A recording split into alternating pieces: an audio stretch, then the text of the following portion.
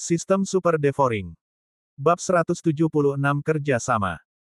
Jelaslah bahwa Yesuan bukanlah orang yang berhati lembut dan takut akan kesulitan. Jika dia benar-benar berpindah pihak ke pihak lawan, maka dinasti Tang kemungkinan besar tidak akan mempunyai peluang menang. Dia langsung menyesalinya dan berkata dengan dingin, "Baiklah, kalau begitu aku akan mundur selangkah. Kau membantuku, tetapi kau tidak bisa bertindak sendiri dan mendengarkan perintahku bila perlu." Yesuan juga mencibir. Tampaknya Tang Tian juga takut dia akan membelot ke pihak lawan. Ini yang terbaik, dia bisa menegosiasikan persyaratan. "Yang mulia, apa keuntungan membiarkan saya membantu Anda?" Yesuan tiba-tiba tersenyum. 100 kristal kualitas sedang. Tang Tian menjawab tanpa berpikir. Mendengar harganya, Yesuan tertawa terbahak-bahak. "Yang mulia, apakah Anda bercanda? Anda ingin menyenangkan saya hanya dengan 100 kristal kelas menengah. 100 kristal kelas menengah setara dengan 10.000 kristal kelas rendah, yang harganya hampir sama dengan harga tim yang beranggotakan 20 orang sebelumnya." Sebelum Tang Tian sempat berbicara, Yesuan berkata lagi, 2.000 kristal kelas menengah, kalau tidak, tidak jadi. Tang Tian segera berkata dengan tidak senang, "Kamu sangat sombong, apakah kamu tidak takut mati kelaparan? Kau pernah menyerangku secara diam-diam sebelumnya, dan aku belum menyingkirkanmu. Lagi pula, aku sudah mencapai batasku. Mungkin aku bisa menerobos ke alam mendalam sejati pada hari penilaian. Saat itu, aku akan berada di level yang sama denganmu." Mulut Yesuan sedikit melengkung. Tang Tian adalah putra mahkota dinasti Tang. Pasti ada banyak hal baik di Qiankun Ring. Dia tidak percaya bahwa Tang Tian tidak dapat menghasilkan 200.000 kristal tingkat rendah. "Kamu." Tang Tian merasakannya dan merasakan energi sejati yang sengaja dipancarkan Yesuan. Benar saja, intensitasnya hampir mencapai titik puncaknya. Namun, 2.000 kristal mutu sedang bukanlah jumlah yang kecil. Setara dengan 200.000 kristal tingkat rendah, yang dapat membeli senjata spiritual tingkat tinggi. 1.000 kristal kualitas sedang. Tang Tian mulai menawar. Tanpa diduga, setelah mendengar harganya, Yesuan berbalik dan pergi, bersiap untuk masuk ke dalam rumah untuk beristirahat. "Oke, 2.000. Tang Tianyi menggertakkan giginya dan setuju. Dia juga merasakan kekuatan Yesuan. Meskipun dia tidak sekuat dia, dengan bantuan Yesuan, dia akan memiliki kemampuan untuk menghadapi orang yang berada di tahap tengah alam mendalam sejati. "Haha, meskipun kristalnya tidak cukup, kita bisa menggunakan harta langka dari surga dan bumi." Yesuan tersenyum acuh tak acuh dan mengulurkan tangannya. Tang Tian menahan amarahnya dan mulai mengeluarkan berbagai benda dari Qiankun Ring. Lagi pula, harga beberapa barang sangat tidak stabil, jadi dia mengeluarkan banyak barang tambahan. Yesuan menerima semua hal ini dan berkata sambil tersenyum, "Yang mulia, saya akan mengasingkan diri selama 3 hari ke depan. Silakan kembali." Setelah berkata demikian, dia langsung masuk ke dalam rumah. Setelah merasakan kepergian Tang Tian, dia langsung menelan sebagian besar dari apa yang baru saja diperolehnya, menyisakan beberapa hal untuk digunakan di masa mendatang. Ding! Tuan rumah telah menerobos ke alam mendalam sejati. Saat perintah sistem berbunyi, seluruh energi sejati dalam tubuh Yesuan diubah menjadi energi mendalam. Inilah keuntungan dari sistem devouring. Bagi kebanyakan orang, butuh waktu untuk mengubah hakikat sejati mereka agar bisa menembus batas, tetapi dia mengubah semuanya dalam sekejap. Akhirnya mencapai alam mendalam sejati. Yesuan menyeringai, lalu mencoba lagi. Benar saja, dia masih tidak bisa menyatukan garis keturunan tingkat tinggi. "Lupakan saja, 45 juta poin melahap, biarkan aku melihat apakah ada hal baik yang baru." Yesuan membenamkan pikirannya dalam sistem melahap. Dengan setiap terobosan, sesuatu yang baru akan muncul, yang mungkin berupa seni bela diri, senjata, harta karun, dan garis keturunan. Perlu disebutkan bahwa ada batas atas jumlah garis keturunan, dan batas atas ini akan meningkat seiring membaiknya wilayah. Jika tidak, Yesuan pasti sudah menukar semua garis keturunan perantara itu sejak lama alih-alih memilih dan menggabungkannya dengan hati-hati. 3 hari berlalu dengan cepat. Ketika hari ketiga tiba, Yesuan sudah menunggu di tempat yang ditentukan. Tak lama kemudian, Elang-elang yang terbang tinggi itu muncul lagi. Namun, yang mengejutkan Yesuan adalah tempat yang mereka kunjungi kali ini bukanlah lembah 3 hari lalu, melainkan lembah lain. Mungkinkah aturan perang dinasti kedua berbeda? Yesuan sedikit terkejut. Hal yang sama berlaku untuk Tang Tian yang ada di dekatnya. Ling Xiao Dapeng menempatkan 200 lebih orang itu di bawah tebing. Kemudian, sesepuh dari istana Ling Qiao berteriak, ini adalah lokasi perang dinasti kedua, dan lawanmu telah ditentukan, yaitu dinasti Song. Adapun aturannya, sangat sederhana, yaitu membunuh. Selama jumlah orang dari dinasti Zhou yang terbunuh kurang dari 50, Anda menang. Begitu pula, jika jumlah 200 orang yang terbunuh kurang dari 50, Anda kalah. Juga, tidak ada batasan waktu untuk ronde ini. Bab ini belum selesai, silakan balik halaman ketika kalimat ini diucapkan, lebih dari 200 orang yang hadir terkejut. Membunuh kurang dari 50 orang. Tidak ada batas waktu. Namun, aku memberimu kesempatan di sini. Kau dapat memilih untuk berhenti sekarang. Siapapun yang berhenti dapat memasuki rumah Huang. Yang Tai menambahkan. Dinasti Tang telah memenangkan pertempuran. Jika kalah kali ini, 20 orang akan memasuki dunia bawah. Akan tetapi, hanya 50 orang yang selamat dari lebih dari 200 orang, yang mana agak terlalu kejam. Terlebih lagi, lawan mereka adalah dinasti Song, yang bahkan lebih kuat dari dinasti Tang. Seketika, sebagian orang memilih mengundurkan diri dan jumlahnya cukup banyak. Brengsek. Tang Tian mengumpat dalam hati di tengah kerumunan. Pertempuran bahkan belum dimulai dan dinasti Tang mereka telah kalah setengah dari pertempuran. Orang-orang keluar satu demi satu. Yesuan membuat perhitungan kasar dan menemukan bahwa hampir 100 orang telah keluar. Dengan kata lain, hanya tersisa 100 orang. Ini bukan pertanda baik. Yesuan juga sangat tidak berdaya dalam hatinya. Tetapi dia juga mengerti orang-orang ini. Lagi pula, orang-orang ini bukanlah pasukan bunuh diri. Tidak perlu berjuang mati-matian. Cukup baik untuk bisa memasuki rumah Huang. Wajah Tang Tian telah tenggelam ke dasar. Dia menghabiskan banyak uang agar Yesuan membantunya, tetapi siapa yang tahu bahwa aturannya akan diubah? Bukankah ini suatu kerugian besar? Apakah ada yang ingin berhenti?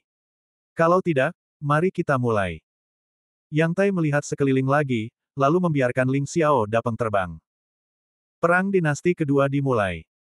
Setelah semua tetua dan wali pergi, seluruh tempat menjadi sunyi sejenak. Yang mulia, apa yang harus kita lakukan sekarang? Seseorang bertanya. Tang Tian melangkah keluar dan setelah berpikir sejenak, dia berkata, kita punya ratusan orang yang telah pergi, dan dinasti Song seharusnya juga punya beberapa, mungkin bahkan lebih, jadi kita tidak lemah. Namun, dinasti Song sangat kuat. Jika kita bertarung langsung, dinasti Tang pasti akan kalah. Pada saat ini, seorang pria tiba-tiba berjalan keluar dari samping. Yang mulia, saya punya rencana. Apakah Anda ingin mendengarnya? Semua orang menoleh dan melihat bahwa orang yang keluar tidak lain adalah Yesuan dari Kekaisaran tingkat rendah. Bab 177 Rencana. Anak ini tidak dibunuh oleh Lin Xirong. Mereka yang telah melihat Yesuan semuanya berpikir demikian. Baiklah, ceritakan padaku. Tang Tian mengangguk sedikit. Dia tidak dapat memikirkan solusi bagus untuk saat ini. Yesuan berjalan langsung ke tepi tebing, lalu meninju, menciptakan lubang besar di dinding batu. Rencanaku sangat sederhana. Yaitu menggali lubang, membiarkan semua orang masuk, dan hanya membiarkan mereka yang berada di puncak alam Zenyuan ke atas keluar untuk membunuh orang. Yesuan berkata dengan sederhana dan jelas. Rencana macam apa ini? Semua orang memutar mata mereka. Apakah ini rencanamu? Bagaimana jika gua ini ditemukan oleh seseorang, bukankah kita semua akan mati di sana? Ya, Song Juyu dari dinasti Song mungkin bisa menghadapi kita semua sendirian. Itu terlalu berbahaya. Kita tidak bisa melakukannya. Seseorang langsung keberatan. Tapi tidak mudah untuk menemukannya. Lihat ini. Kata Yesuan sambil menarik tangannya.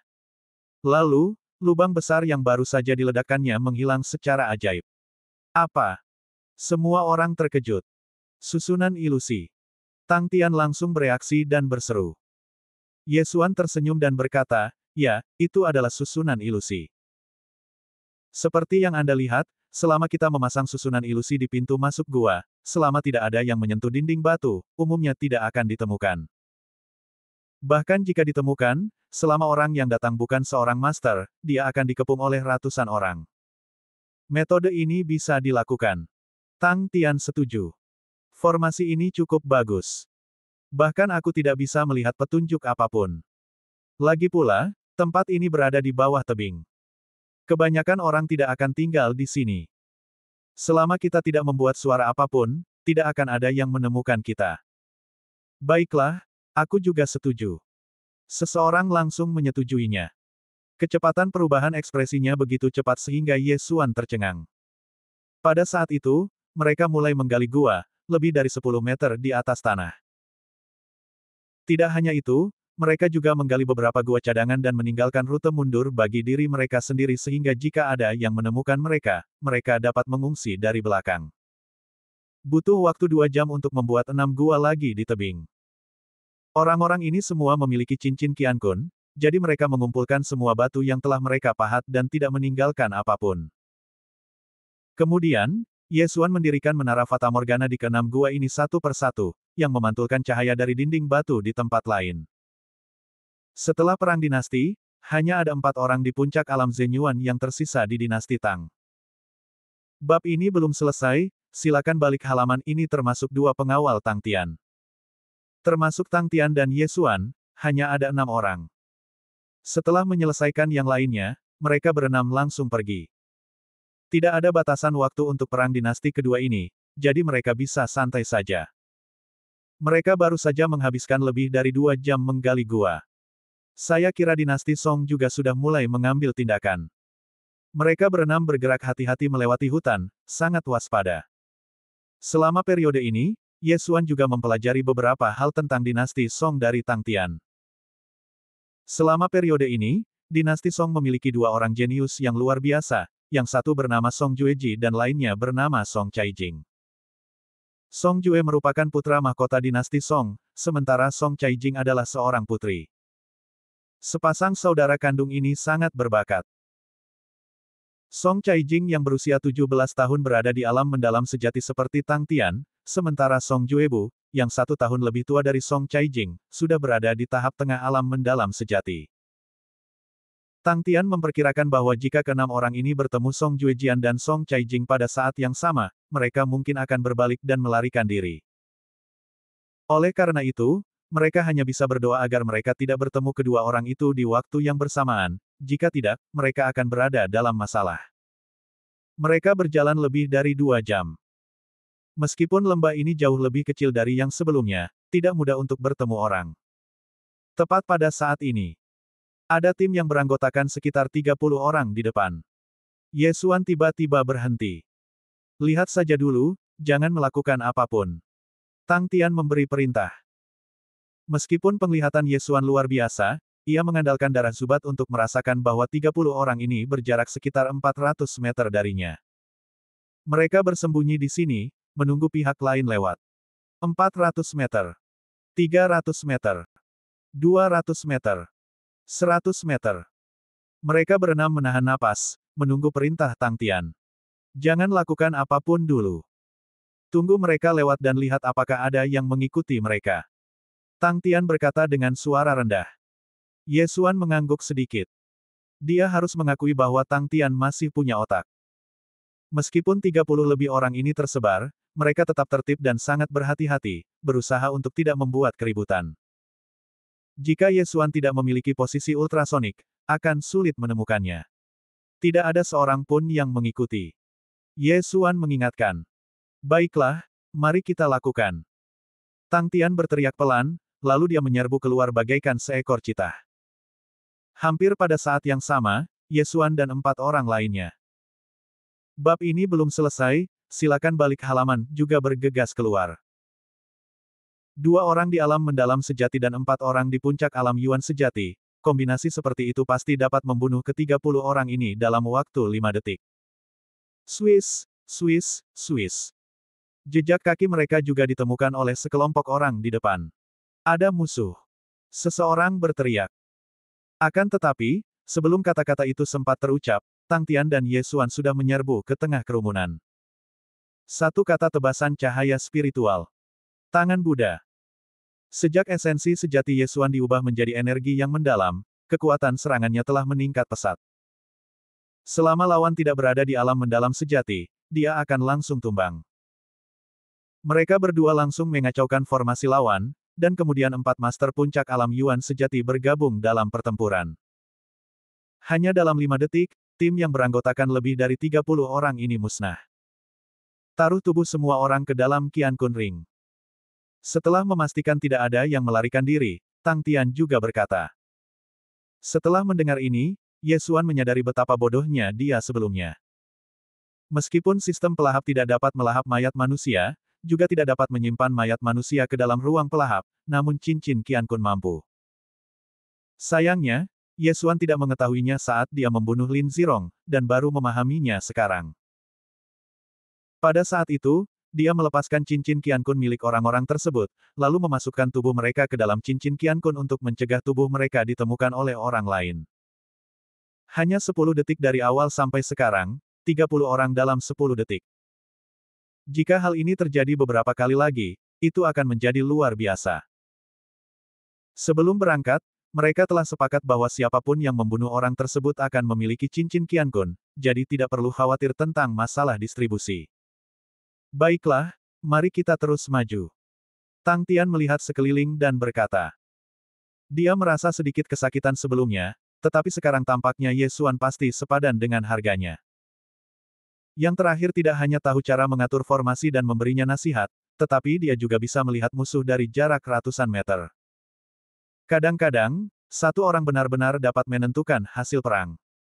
Pada saat ini, Tang Tian merasa bahwa ia melihat fajar kemenangan. Mereka bergerak maju sedikit lebih jauh dan kemudian bersembunyi lagi karena Ye Xuan menemukan tim lain. Tidak ada seorang pun yang mengikuti. Ye Xuan mengingatkan. Ayo kita lakukan. Bab 178, Putri Dinasti Song Agung. Hanya 6 jam telah berlalu sejak perang dinasti kedua, dan ratusan orang dari dinasti Song besar telah terbunuh di tangan Ye Xuan dan 6 rekannya. Dengan asumsi ada 300 orang pada dinasti Song, sekarang hanya ada 200 orang. Jika ini terjadi beberapa kali lagi, dinasti Tang akan dapat menang dengan mudah. Pada saat ini, langit berangsur-angsur menjadi gelap.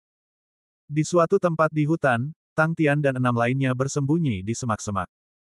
Ye Xuan, bisakah kamu mendeteksi musuh di malam hari? Tang Tian berkata dengan suara kecil. Setelah hari gelap, suara kicauan serangga dapat terdengar di hutan. Dalam tebakan Tang Tian, Ye Xuan mengandalkan telinganya untuk menentukan apakah ada musuh yang mendekat. Namun, tebakannya salah, Ye Xuan tidak mengandalkan telinganya. Oke. Ye Xuan mengangguk sebagai jawaban. Baguslah. Kalau tidak terjadi hal yang tidak diharapkan, kita mungkin bisa mengakhiri pertempuran ini dalam waktu 3 hari. Tang Tian berkata dengan puas. Tapi pada saat ini, seseorang datang, sekitar 10 orang. Ye Xuan tiba-tiba berkata dengan suara rendah. Waspada dan bertindak sesuai rencana. Setengah menit kemudian, 10 sosok muncul di hadapan Ye Xuan. Meskipun malam, garis keturunan Shadow Panther memberinya penglihatan malam, sehingga dia bisa melihat segalanya dengan jelas. Itu bukan Song Juyu, dan tidak ada seorang pun yang mengikuti. Ye Xuan berkata dengan suara rendah. Tang Tian pernah menunjukkan potret Song Juyu kepadanya sebelumnya, jadi dia bisa mengenalinya. Sepertinya tim ini akan hancur lagi. Membunuh. Atas perintah Tang Tian, ke-6 pria itu bergegas keluar dan segera membunuh ke-10 pria itu. Ye Xuan membunuh 3 orang, Tang Tian juga membunuh 3 orang, dan 4 sisanya dibagi. Yang mulia, kita sudah lama berada di dalam gua, apakah Anda ingin melihatnya? Tanya seorang penjaga dari dinasti Tang. Baiklah, mari kita kembali dan melihatnya. Tang Tian mengangguk. Hanya setengah hari berlalu, dan mereka telah membunuh lebih dari 100 orang dari dinasti Song. Tetapi mereka tidak bisa terlalu tidak sabar untuk meraih kesuksesan yang cepat. Jika sarang mereka ketahuan, mereka akan mendapat masalah. Namun, saat mereka hendak kembali, Ye Xuan berhenti lagi. Ada orang lain datang. Yesuan mengerutkan kening. Berapa banyak? Hanya satu. Setelah mendengar jawaban ini, Tang Tian dan yang lainnya tercengang. Satu orang. Mungkinkah itu? Bab ini belum selesai, silakan balik halaman, Song Jue. Yang mulia, mungkin Song Juyu. Ayo cepat pergi. Kata penjaga itu dengan takut-takut. Tunggu. Tang Tian menyela, jika kita berenam bergabung, kita bisa bertarung bahkan jika Song Jueji datang. Selain itu, kita berada di kegelapan dan dia berada di cahaya. Jika serangan mendadak berhasil dan Song Jueji terbunuh, maka kita akan memenangkan setengah pertempuran dinasti. Song Jueji adalah yang terkuat di kubu dinasti Song dan dapat menyapu bersih semua orang di 4 kubu utama. Selama dia meninggal, dinasti Song akan kehilangan satu lengannya. Pada saat itu, mereka berenam tidak perlu bertindak bersama-sama dengan begitu hati-hati, dan mereka dapat terbagi menjadi 3 tim. Pada saat itu, mereka segera bersembunyi. Untungnya, tim yang ada hanya 10 orang, dan mereka berenam dapat menyelesaikan masalah itu dengan mudah, tanpa menimbulkan keributan besar. Orang yang Yesuan rasakan tengah berjalan ke arah mereka, langkahnya sangat lambat, seperti jalan santai. Namun, saat dia hanya berjarak 100 meter dari Yesuan. Hah! Pria itu tiba-tiba berhenti, lalu mundur 2 langkah, lalu berbalik dan berlari. Dia sudah ketahuan, dia kabur. Yesuan berteriak saat pihak lain mundur. Itu Song Caijing, kejar dan tangkap dia. Tang Tian berteriak. Ternyata orang yang masuk ke dalam jangkauan penginderaan Yesuan bukanlah Song Juyu, melainkan adik Song Juyu, Song Caijing yang berada di tahap awal alam Zhengxuan. Setelah Yesuan dan keempat orang lainnya mendengar kata-kata Tang Tian, mereka langsung mengerti.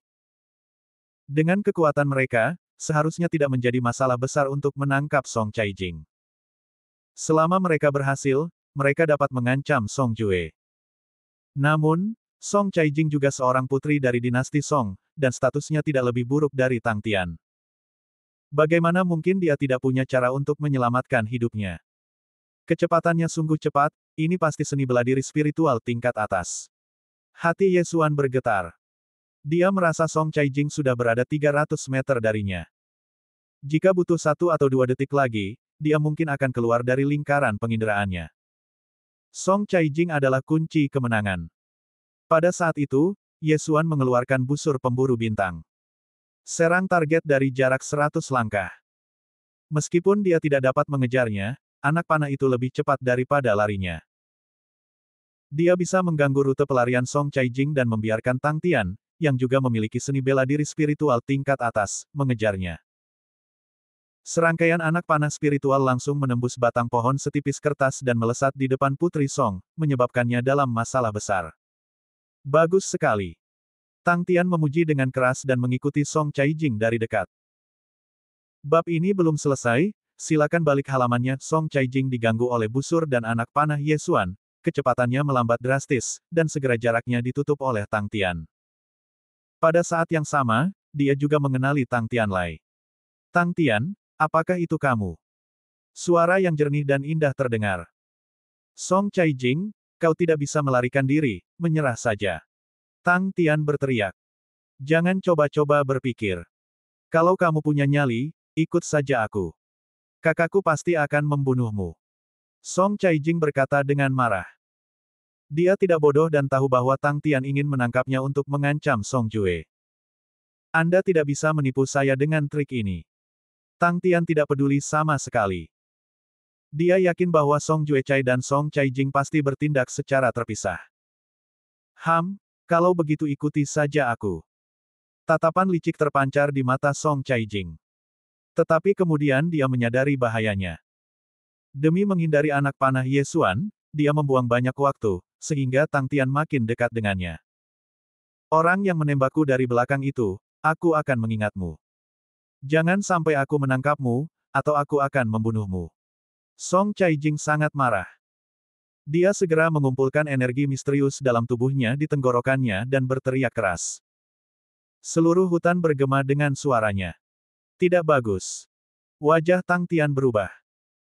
Sekalipun Song Jue tidak ada di dekatnya sekarang, dia pasti akan datang setelah mendengar teriakan minta tolong Song Caijing. Kita harus bertarung dengan cepat dan tegas.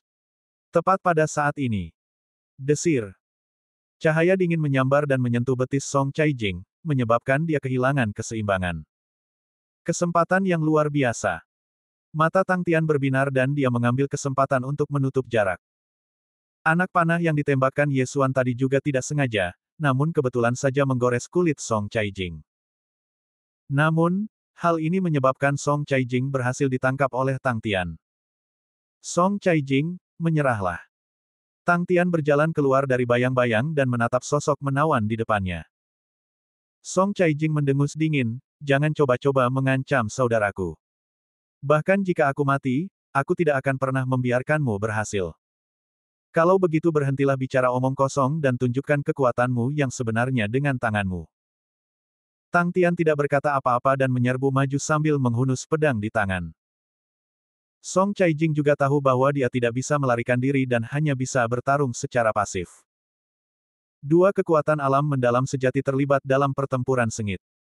Bab 179, Sandera Putri Dinasti Song Agung. Meskipun Tang Tian lebih tua dari Song Caijing, yang terakhir juga sangat kuat. Keduanya bertarung selama 3 ronde dan tidak ada satupun di antara mereka yang unggul. Namun, tujuan Tang Tian adalah untuk menunda Song Caijing. Ye Xuan, kemari dan bantu. Tang Tian berteriak. Pertarungan tingkat ini bukan lagi sesuatu yang bisa diintervensi oleh 4 orang di puncak alam Yuan sejati. Satu-satunya yang bisa membantunya adalah Ye Xuan. Pada saat ini, Ye Xuan juga bergegas mendekat. Dia menyimpan busur pemburu bintang dan bergabung dalam pertempuran. Kaulah yang melancarkan serangan diam-diam. Aku akan membunuhmu terlebih dahulu. Saat Song Caijing melihat Ye Xuan memegang busur pemburu bintang, dia tiba-tiba menjadi marah dan menikam Ye Xuan dengan pedang. Keempat dinasti besar semuanya dipenuhi mata-mata dari dinasti lain. Tang Tian mengetahui kekuatan Song Juyu dan Song Caijing. Demikian pula, Song Caijing juga tahu bahwa Tang Tian adalah satu-satunya orang di alam mendalam sejati di dinasti Tang. Karena itu, dia tidak menganggap serius Ye Xuan. Tetapi saat berikutnya, dia tahu dia salah. Di tengah kegelapan malam, Ye Xuan tiba-tiba bersembunyi dalam bayangan untuk menghindari pedang Song Caijing, lalu menamparkan perut bagian bawah Song Caijing, menjatuhkannya. Meskipun Ye Xuan belum pernah melihat Song Caijing, dia sekarang berada di medan perang dan harus mengerahkan segenap kemampuannya untuk menghadapi musuh. Akan tetapi, dia masih membiarkan banyak air masuk, kalau tidak tubuh Song Caijing akan terhantam olehnya. Oke. Tang Tian sangat gembira dan bergegas maju, siap untuk menculik Song Caijing. Namun, pada saat itu, tiba-tiba serangkaian langkah kaki yang tergesa-gesa terdengar di telinga semua orang. Sangat cepat. Tang Tian terkejut, lalu dia bereaksi. Namun saat dia hendak bicara, sebuah sosok setinggi 2 meter melompat keluar dari sampingnya. Orang ini memegang kapak panjang di tangannya dan menebas langsung ke mahkota Tang Tian. Desir. Tang Tian bukanlah orang yang mudah menyerah dan berhasil menghindari pukulan mematikan itu, namun dia tidak menghindar tepat waktu dan bahunya terpotong. Lagu Juyu. Tang Tian terkejut. Kali ini dia tidak berani lalai dan berbalik dan pergi dengan cepat. Yang mulia. Kedua pengawal yang baru datang itu berseru dan langsung melancarkan serangan ke arah bayangan hitam setinggi 2 meter itu. Mati. Sebuah suara keras terdengar, diikuti oleh kilatan cahaya putih, dan kepala kedua penjaga itu langsung terangkat ke atas. Bab ini belum selesai, silakan balik halaman, bunuh seketika. Adegan ini terjadi begitu cepat sehingga bahkan Ye Xuan tidak menyadari saat Song Jue muncul. Namun, ketika dia melihat Tang Tian salah satu lengannya terpotong dan hampir mati, dia langsung ingin mundur dan berbalik dan pergi. Kakak, kamu baik-baik saja. Bayangan hitam setinggi 2 meter itu adalah putra mahkota Song Juejing dari dinasti Song. Setelah mendengar teriakan minta tolong Song Caijing, dia langsung bergegas menghampiri. Song Caijing menggelengkan kepalanya, bangkit dari tanah, lalu melihat ke arah yang ditinggalkan Ye Xuan dan berkata, "Saudaraku, pergilah bunuh Tang Tian itu, aku akan mengejar bajingan itu." "Tidak, aku akan pergi bersamamu." Song Juejing berkata dengan khawatir. "Saudaraku, Tang Tian adalah kuncinya. Jika kita membunuhnya, kemenangan dalam perang dinasti ini akan menjadi milik kita. Song Caijing berkata dengan sungguh-sungguh. Tidak, kamu terluka. Ikuti aku dan aku akan menangkap anak itu. Song Juezi tidak peduli tentang itu. Meskipun Tianzi Mansion sangat menggoda, kehidupan saudara perempuannya lebih penting. Pada saat itu, dia membawa Song Caijing dan mengejar ke arah di mana Ye Xuan ditinggalkan. Song Caijing tidak punya pilihan selain mengikuti. Namun, setelah mengejar beberapa saat, mereka tiba-tiba menemukan bahwa jejak Ye Xuan menghilang. Tampaknya dia telah menyembunyikan dirinya. Dasar bajingan licik, keluarlah ke sini. Song Caijing berteriak dengan marah. Sebagai putri dinasti Song, dia tidak pernah dipukuli oleh siapapun sejak dia masih kecil, tetapi Ye Xuan memukulinya. Terlebih lagi, ditambah dengan serangan diam-diam Ye Xuan tadi, dia berharap bisa menguliti Ye Xuan hidup-hidup sekarang juga. Pada saat ini, Ye Xuan bersembunyi dalam bayangan. Menggunakan darah macan tutul bayangan, dia bersembunyi dengan sangat baik dan orang biasa mungkin tidak dapat menemukannya. Dia juga tidak menyangka Song Jue akan muncul di saat kritis itu dan bahkan memotong salah satu bahu Tang Tian, yang hampir membuatnya takut setengah mati. Tang Tian kehilangan lengannya, jadi pertempuran ini semakin mustahil untuk dijalani, bahkan jika Tang Tian dalam kondisi prima. Karena itu, hanya ada satu cara untuk melarikan diri. Sungguh tragis. Song Caijing menyimpan dendam padaku. Alih-alih mengejar Tang Tian yang kesehatannya sudah hampir habis, dia malah mengejarku. Ye Xuan tersenyum pahit dalam hatinya, tetapi untuk saat ini dia harus melarikan diri terlebih dahulu dari kejaran kakak beradik itu. Bajingan yang menembakku dari belakang, aku tahu kau ada di sini, cepat keluar, kalau tidak. Suara Song Caijing terdengar di telinga Ye Xuan. Pada saat ini, bab ini belum selesai. Silakan balik halaman, Ye Xuan juga memiliki firasat buruk di dalam hatinya. Ledakan. Tiba-tiba terdengar suara teredam. Ye Xuan berbalik dan melihat sebuah pohon besar tertiup menjadi dua bagian, tumbang, dan terbakar. Sial, ada bom lagi. Ye Xuan terkejut, dan pada saat berikutnya, dia melihat puluhan benda bulat terbang ke segala arah. Oh tidak, mundur. Ye Xuan segera berbalik dan pergi. Jika tempat ini dibakar, dia akan terbongkar. Aku menemukanmu, dan kau masih ingin pergi. Song Caijing bergegas mendekat. Song Juyu yang diam-diam mencari Ye Xuan juga menemukan Ye Xuan dan langsung berlari ke arahnya. Jangan terkecoh dengan perawakannya yang besar, tetapi dalam hal berlari, tidak ada seorang pun di dinasti ini yang dapat dibandingkan dengannya, bahkan Yan Wenlong dari dinasti Yan Agung, yang juga berada di tahap tengah alam mendalam sejati. Namun, setelah berlari beberapa langkah, Ye Xuan dengan cepat menghilang ke dalam bayangan lagi. Kecepatanku terlalu jauh di belakang Song Jue. Aku tidak bisa melarikan diri. Sepertinya ini satu-satunya cara. Ye Xuan berpikir dalam hati, dan dia dengan cepat membentuk segel dengan tangannya, lalu langsung bergegas keluar. Song Caijing, yang baru saja kehilangan pandangan Ye Xuan, menangkapnya lagi dalam sekejap dan bergegas tanpa berpikir. Namun, ketika dia hanya berjarak belasan meter dari Ye Xuan, kabut putih tebal tiba-tiba muncul, menutupi seluruh Ye Xuan. Pembentukan roh. Jangan pernah berpikir untuk melarikan diri. Song Caijing dengan naif mengira Ye Xuan ingin pergi, jadi dia menebas ke depan beberapa kali dan kemudian melangkah ke kabut putih. Kakak, jangan masuk. Song Jue terkejut dan berteriak tergesa-gesa. Sayangnya, Ye Xuan sudah mengambil tindakan sebelum dia berteriak. Pil kematian 7 hari, telanlah. Ye Xuan tiba-tiba menyerbu keluar dan menamparkan dada Song Caijing, lalu mengambil kesempatan itu untuk melemparkan pil ke tenggorokan Song Caijing, dan sekaligus menuangkan Xuan Qi ke dalam tubuhnya untuk membantunya memurnikannya. Aksi ini dilakukan sekaligus, dan Song Caijing tidak menyangka bahwa Ye Xuan tengah menyergap di sini. Dia juga menyadari bahwa pil yang ditelannya adalah racun, dan saat dia bereaksi, pil tersebut sudah ditelan. Patah. Sebuah tangan kekar mencengkeram leher Song Caijing dengan erat. Ye Xuan berhasil menaklukkan Song Caijing. Bab 180, mengancam Song Jue. Kakak.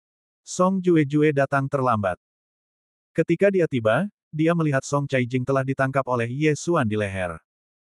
Selama Ye Xuan menggerakkan tangannya, Song Caijing akan mati. Kedua pihak terdiam selama 2 detik. Song Jueqi berbicara lebih dulu, lepaskan adikku, aku pun akan melepaskanmu. Ye Xuan telah melihat adegan ini berkali-kali di TV, dan dia tidak sebodoh itu. Aku baru saja memberi adikmu racun. Jika tidak ada penawarnya dalam 7 hari, kulitnya akan memborok di seluruh tubuhnya, lalu bernanah. Akhirnya, meridiannya akan robek dan dia akan mati. Ye Xuan tidak membuang-buang kata dan langsung ke intinya. Namun gejala-gejala itu palsu. Dia akan meninggal tiba-tiba setelah 7 hari. Itu tidak terlalu merepotkan. Setelah mendengar kata-kata ini, tubuh Song Caijing bergetar hebat, dan dia berkata dengan kejam, dasar penjahat hina dan tak tahu malu. Namun sebelum dia selesai berbicara, Ye Xuan memotongnya, diam, aku hanya menghentikanmu untuk melarikan diri. Tang Tiandu mengalami patah lengan, dan kamu tidak mengejarnya, tetapi mengejarku. Kamu Jalang Bau tidak jauh lebih baik. Dasar Jalang Bau, beraninya kau memarahiku. Song Caijing berkata dengan ngeri. Jangan pernah sebut-sebut aku akan memarahimu. Aku juga bisa membunuhmu. Ye Xuan mendengus dingin. Bajingan, aku pasti akan membunuhmu. Song Caijing sudah sedikit marah, tetapi dia ditahan oleh Ye Xuan. Jika dia melakukan gerakan apapun, Ye Xuan akan langsung mematahkan lehernya. Song Juyu juga merasa sedikit menyesal. Kalau saja dia tahu lebih awal, dia pasti akan langsung menyeret adiknya untuk mengejar Tang Tian. Jika memang begitu, bagaimana bisa berakhir dalam situasi ini? Kakak, apa yang kamu inginkan? Song Jue bertanya. Jangan mencoba mendekatiku, kita adalah musuh. Aku tidak ingin melakukan apapun, tetaplah di sini bersamaku sampai penilaian selesai. Kata Ye Xuan terus terang.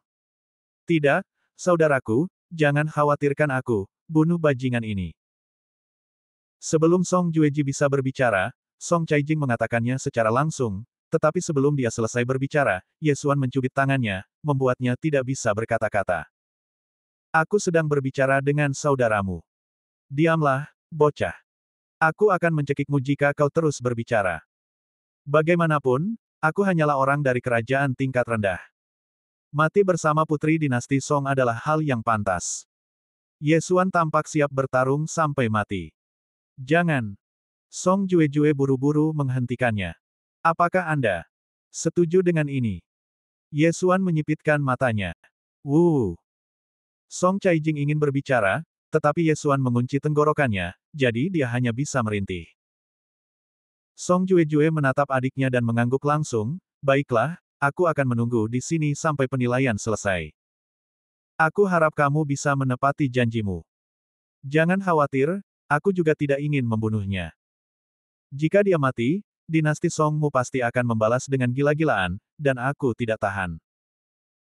Selama penilaian selesai, aku akan memberimu penawarnya, tetapi sebelum itu, dia hanya bisa tinggal bersamaku untuk sementara waktu. Kata Ye Xuan. Memang, dia tidak berani membunuh Song Caijing. Namun, penawarnya nyata. Dia menghabiskan 1 juta poin devouring untuk membelinya, dan itu adalah racun yang dirancang khusus untuk pembangkit tenaga listrik alam mendalam sejati. Oke. Song Jue-Jue mengangguk dan berkata, jika kamu menepati janjimu, maka aku, Song Jue-Jue, akan menjadi temanmu. Ye Xuan tidak mengatakan apapun. Dia segera merasakan dan menemukan bahwa kebetulan ada sebuah gua di dekat sana. Pada titik ini, api sudah menyebar, dan tidak mungkin bagi mereka untuk tinggal di sini sampai akhir penilaian. Oleh karena itu, Ye Xuan membawa Song Caijing langsung ke gua. Song Juejing mengikutinya dari dekat, karena dia takut Ye Xuan akan menyerangnya. Segera, Ye Xuan menemukan gua itu dan langsung menangkap Song Caijing. Pada saat yang sama, dia melepas cincin Qiankun milik Song Caijing untuk mencegahnya melakukan detoksifikasi. Song Juejing, tidak ada jalan keluar di gua ini, jadi kamu tinggal saja di luar gua. Ye Xuan berkata, lalu mengambil pil lain dari ruang melahap dan memasukkannya ke mulut Song Caijing. Apa yang kamu lakukan? Pil jenis apa itu? Song Jue bertanya dengan tergesa-gesa di pintu masuk gua. Kamu sudah minum racun, jadi kenapa kamu takut minum yang lain? Ini pil penyebar Qi untuk mencegahmu menyerangku secara tiba-tiba. Ye Xuan berkata sambil meraih Song Caijing dan berjalan dengan mendominasi, tampak seperti Raja Gunung. Saudaraku, jangan khawatirkan aku, bunuh saja bajingan ini. Suara Song Caijing bergema di dalam gua. Song Jueqi yang berada di luar menggertakkan giginya dan duduk di pintu masuk gua. Rencana untuk menyandera Song Caijing dan mengancam Song Juezi telah berhasil. Meskipun Tang Tian kehilangan satu lengannya, dia masih memiliki satu tangan dan mampu mendominasi pertempuran sepenuhnya. Ye Xuan layak mendapatkan 2000 kristal tingkat menengah. Titik. Setelah menangkap Song Caijing dan membawanya ke gua gelap, Ye Xuan mulai menyelidiki gua tersebut menggunakan gelombang suara. Gua itu tidak besar dan tidak ada percabangan di jalan. Itu mengarah sampai akhir. Ye Xuan tiba di ujung gua, lalu melepaskan Song Caijing. Pada saat ini, pil penyebar ki di tubuh Song Caijing sudah bereaksi, dan Xuan Qi-nya pun sudah lenyap tanpa jejak, tidak mungkin bisa dipadatkan lagi, maka dia sama sekali tidak lagi menjadi ancaman. Bajingan, satu-satunya hal yang bisa kau lakukan adalah menyandera gadis-gadis. Song Caijing berteriak dengan marah. Jika kamu berada di medan perang, apakah musuh akan menunjukkan belas kasihan hanya karena kamu seorang gadis? Ye Xuan bertanya balik, lalu melanjutkan, diamlah. Jangan main-main, aku akan membiarkanmu pergi setelah pertarungan ini selesai. Bunuh aku kalau kau punya nyali. Song Caijing terus berteriak dengan marah. Apakah kamu tidak takut mati? Ye Xuan mengangkat kepalanya sedikit. Baru saat itulah dia mengamati Song Caijing lebih dekat dan menemukan bahwa putri dinasti Song ini cukup cantik. Wajah mungil nan cantik, kulit cerah, payudara besar, dan kaki jenjang dan ramping. Kalau orang biasa yang ada di sini, mungkin mereka tidak akan bisa mengendalikan diri. Ye Xuan teringat, sepertinya dia telah menyentuh. Tidak, dia baru saja menamparkan dada Song Caijing dengan tergesa-gesa. Dia tidak banyak berpikir tentang hal itu pada saat itu, tetapi sekarang dia pikir dia telah menderita kerugian besar. Semua orang akan mati, tidak ada yang perlu ditakutkan. Bantah Song Caijing. Benarkah? Tapi saat aku menangkapmu tadi, kau tampak gemetar. Kata-katamu tidak jujur, tapi tubuhmu sangat jujur. Ye Xuan mendengus dingin. Kamu. Song Caijing terdiam. Sangat disayangkan dia tidak memiliki Xuan Qi di tubuhnya sekarang, dan bahkan senjatanya diambil oleh Ye Xuan. Tentu saja, dia bukan tandingan Ye Xuan. Diamlah, aku mengambil uang dari orang lain untuk membantu mereka terbebas dari bencana, dan aku sudah memanfaatkanmu untuk mengancam Song Caijing. Namun, jika kau tidak patuh, jangan salahkan aku karena bersikap kejam. Ye Xuan melotot tajam ke arahnya, lalu mengeluarkan cincin Qiankun milik Song Caijing. Kau ingin kristal?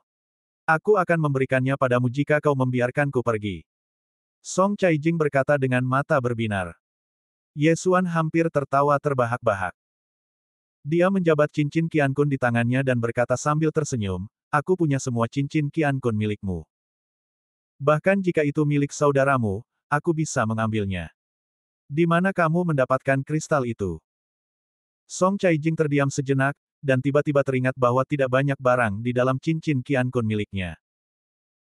Dia tidak menyita satupun harta rampasan dari pertempuran sebelumnya, dan dengan murah hati memberikan semuanya kepada orang lain.